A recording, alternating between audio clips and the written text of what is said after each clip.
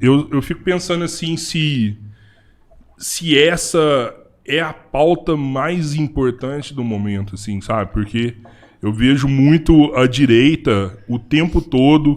Ah, é aborto, ah, é banheiro trans, ah, é isso aqui, é isso aqui. Essas são as pautas mais importantes da direita. Segurança. E a gente tá vendo, né, pessoas sem saneamento básico, pessoas sem moradia. Será que a gente não tinha que deixar isso de lado nesse momento e realmente pegar bandeiras importantes para a população? Porque a população precisa muito hoje. Pois é, mas é que existem 3 direitos básicos inalienáveis que nenhum de nós 3 poderíamos negociar. Por exemplo, o Robertinho não poderia dizer para mim: ó, Ana, te dou 100 mil reais para você me matar. Ele não tem esse direito.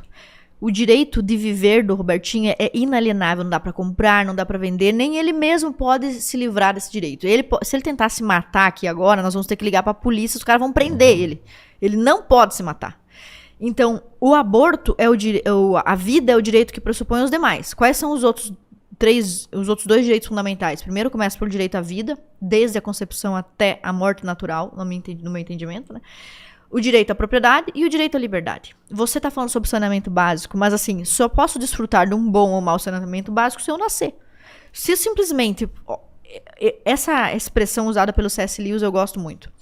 O ser humano, conforme ele desenvolve habilidades científicas e tecnológicas, nós, como raça humana, no nosso pensamento coletivista, nós sentimos que o homem está exercendo domínio sobre a natureza. Mas o que acontece quando nós desenvolvemos uma tecnologia ou avançamos cientificamente é que alguns homens estão exercendo domínio sobre os outros homens. Em qualquer sentido. Quando se desenvolveu, por exemplo, o avião, né? Ah, legal, bacana. Agora o homem rompeu barreiras. Não, porque na época do Covid você só podia entrar no avião se você fizesse A, B, C, D, certo? Então, quando você desenvolve algo cientificamente na área da saúde, na área da tecnologia... essas são sempre ferramentas que podem ser usadas a favor de você ou contra você. A medicina é um desses elementos. A medicina pode ser usada a seu favor ou contra você. No caso, o C.S. Lewis falava sobre o aborto, era o seguinte: esta é a pior tirania tecnológica e médica que já pode existir. Porque é a tirania onde uma geração mais forte, mais inteligente e com armas mais potentes mira os seus canhões para a geração mais vulnerável e indefesa que jamais existiu.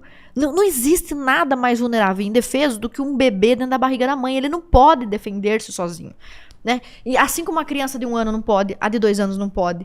Então, você me diz, será que essa pauta é a mais importante? Eu acho que é, porque o ser humano que não valoriza a vida da maneira como ela foi pensada pelo iluminismo de direita, que é a vida como um dom dado por Deus e que ninguém pode vender, comprar ou dispor disso. Quando você não entende a vida dessa maneira, você já começa... Por isso que eu acho que a direita acha que esse valor é tão importante. Se você não entende a vida como um dom dado por Deus, inerente à sua condição humana, todos os outros direitos caem por terra. Que direito humano que existe se ele não estiver atrelado à condição humana? Por que eu não posso bater num homossexual? Por que eu não posso... cometer injúria racial, menosprezar, humilhar alguém pela sua cor? Por que eu não posso espancar uma mulher porque ela é mais fraca do que eu? Se eu sou mais forte, por que eu não posso? Se eu sou mais rico, por que eu não posso? Se eu sou mais poderoso, por que eu não posso? Por quê? Independente da condição, do tamanho ou da fase da vida humana, toda criatura humana dispõe de direitos que eu não posso barganhar. Então, eu não posso barganhar o direito do feto porque ele está numa fase inferior. Porque quando a gente fala da vida humana, a gente fala sempre de fases. Por exemplo, hoje vocês são adultos. Essa é a fase. Na verdade, você não é um adulto. Você é um ser humano em fase adulta, certo? Sua filha tem quantos anos? 10. Então, ela é um ser humano na fase infantil, uma criança. Quando ela tinha 2 anos, 1 ano e meio, ela era um ser humano na fase bebê. O feto é o quê? Um ser humano na fase fetal. Não é um não ser humano. Então, quando eu digo assim, eu tenho que defender a vida humana, eu não posso abrir exceções. Eu tenho que defender a vida humana desde que ela existe, em qualquer condição onde ela está. Então, quando a esquerda diz, os direitos humanos dos presos, dos traficantes, com razão. Você não pode pegar um traficante e torturar o traficante, certo? Porque ele tem direitos humanos inerentes à sua condição humana, que por mais que ele se comporte de forma inumana, como um bicho, como um agente de caos social, ele continua a ser humano porque é algo que ele não pode dispor. Ele próprio não pode dizer, eu não quero mais ser humano. Nem ele tem esse poder. Se ele não tem esse poder, quanto mais nós. Pois bem, se eu não posso torturar até a morte um traficante vinculado ao crime organizado, que tira a vida de policiais, que sequestra os sonhos da juventude, que deixa mães desesperadas, se eu não posso torturar esse cara com uma injeção de cloreto de potássio, por que eu poderia torturar um bebê com uma injeção de cloreto de potássio? O ponto é que, para a direita, isso é tão importante porque o aborto pressupõe a consciência de que nós somos criados por Deus, iluminismo de direita, tradição cristã, e que, portanto, temos direitos inerentes à condição que temos. E é o mesmo fundamento para nós não agredirmos um homossexual. É o mesmo fundamento para nós não considerarmos nós não praticarmos o crime de escravidão. Você sabe que o ser humano foi evoluindo moralmente, né? O próprio Aristóteles achava que a escravidão era algo natural. Só que se Aristóteles tivesse vivido até hoje, considerando a tradição do pensamento dele, muito logo ele perceberia que não, a escravidão não é algo natural, certo? Porque ele teria evoluído naquela mesma linha de pensamento. Nós, cristãos ocidentais, nós estamos na linha de pensamento de Platão, de Aristóteles, e nós temos condição, dentro do nosso próprio núcleo moral, de evoluir esse núcleo moral. Nós podemos melhorá-lo ainda mais, né? Nós podemos, por exemplo, o casamento, né? Uma vez era só não trair a esposa, certo? Não podia trair, senão ia ser apedrejado.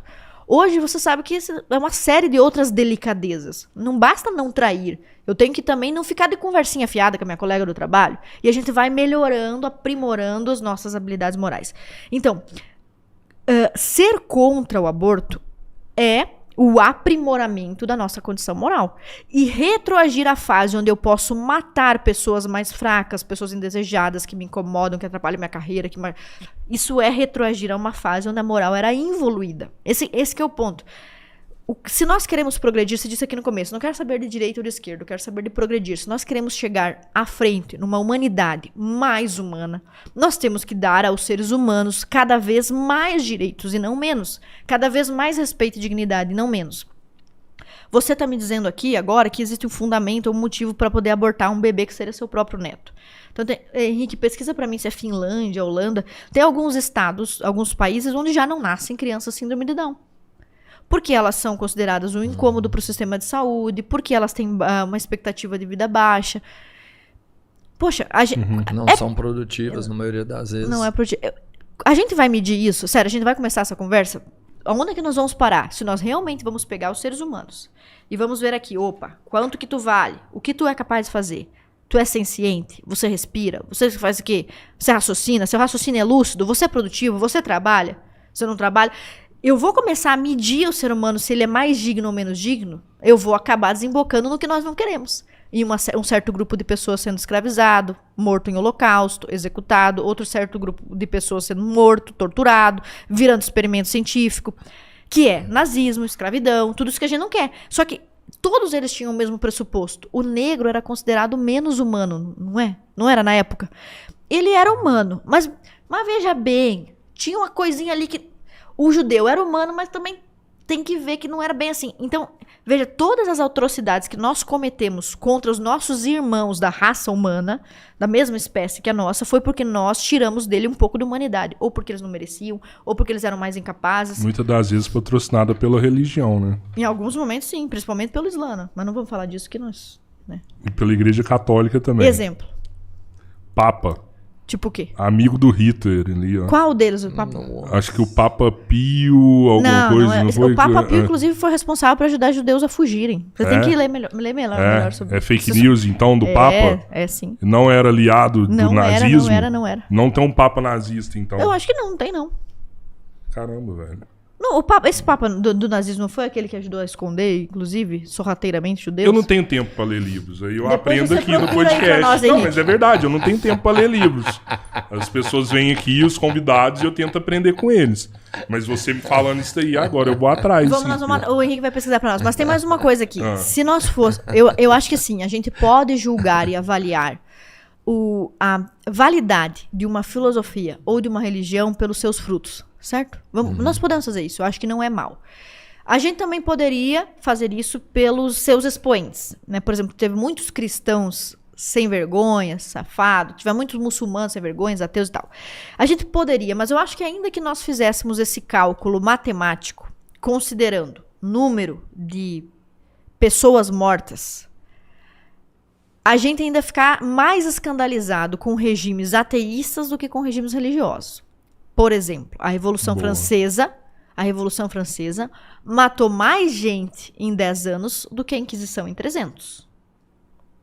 Certo? E o que era a Revolução Francesa? Supostamente uma resposta à mentalidade que levou à Inquisição. Olha, esse pessoal da Igreja Católica, da Inquisição, que perseguiu bruxo e tal. Desculpa, foram quantas mortes na Revolução Francesa? Eu acho que foram 20 mil. 20 mil, tá.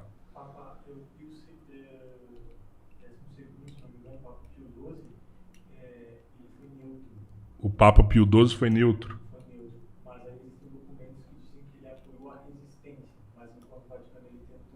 Ah, tá. Não quis envolver. Desculpa, mas ser neutro com o nazismo é mas foda. é que como é que ele vai lutar, né? É foda, Vaticano é foda. desse tamanho, né? Sim. Ele incentivou a resistência, mas ele não botou o Vaticano pra lutar, né? Tá, tudo bem. A Revolução Francesa, 20 mil, matou mais que a Inquisição, você tava falando. Sim, você vai pegar a Inquisição Espanhola, quantos mortos teve em 300 anos? Depois, eu acho que foram 15 mil mortos. Tá. E assim, a gente poderia falar novamente sobre isso daí. Mas assim, é uma longa história. Mas a Inquisição Espanhola, por exemplo, ela foi realizada pelos reis da Espanha, em muitos momentos a contragosto do Papa. Só que o Papa também estava na mão dos líderes das nações. O Papa tinha o Vaticano, dos quais os reis eram agregados, certo? Só que o rei tinha o poder da nação. O rei tinha domínio daquele território, por exemplo, do território da Espanha. O Papa tinha uma certa influência, mas se ele forçasse demais a barra, o rei e a rainha podiam romper com o Vaticano, certo? Então, no caso da Inquisição Espanhola, que supostamente foi uma das piores, você pode ver que os 2 reis da Espanha agiram em muitos momentos a contragosto da própria vontade do Papa. A gente poderia falar sobre isso. Próximo regime ateísta que matou muito. Bom, além da Revolução Francesa. O comunismo no Camboja perseguiu não só religiosos cristãos, mas perseguiu os budistas também. No Camboja, lembra? Perseguiu pra caramba. Sim. China, Romênia comunista. Todos os regimes comunistas perseguem cristãos. Na Romênia comunista, eu acho que foram 40 pesquisas. Quantos anos de cortina de ferro na Romênia? Inclusive, o pessoal que está assistindo a gente aqui, procurem um livro chamado Torturados por Amor a Cristo. É muito, muito legal esse livro. Fala sobre o pastor Richard Wurmbrand, que sobreviveu à tortura comunista na Romênia, ficou 17 anos preso. E eles prendiam qualquer um, cristão copta,